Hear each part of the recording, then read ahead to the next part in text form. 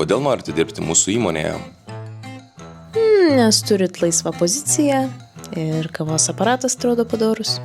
Įmonėms išsiskiria tie kandidatai, kurie žino, kur jie atėjo ir kodėl atėjo. Tai galbūt įmonės vertybės, galbūt kažkokie įdomus projektai, galbūt kažkoks specifinis žmogus. Tiesiog darbdaviui yra svarbu, kad tu atėjai pas juos neatsitiktinai, bet su intencija. Ar galite papasakoti apie save? Aš kad dietos pradėjau laikytis, tai čia irgi apie mane, ne? Čia darbdavys tiesiog nori žinoti, tai kaip tu siejasi su siūlomu darbu. Todėl tavo atsakymė turėtų būti 3 paprasti dalykai. Tavo profesinis fonas, studijos, kokius darbus dirbai, tuomet tavo karjeros kryptis ir šiek tiek tavo asmenybės.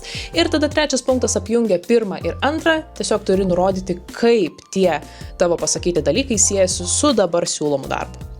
Kas jūs motyvuoja? Pinigai, skani vakarienė, kai nieks nelenda prie mano Google Docs be mano leidimo. Tai iš tikro čianai ne apie tai, kas tau patinka, o daugiau apie tai, kas tave veža, kas tave veda į priekį. Galbūt tai augimas, galbūt komandinė sėkmė, galbūt rezultatai. Leis darbdaviui suprasti, kas tave išjudina, o ne tik kas tenkina.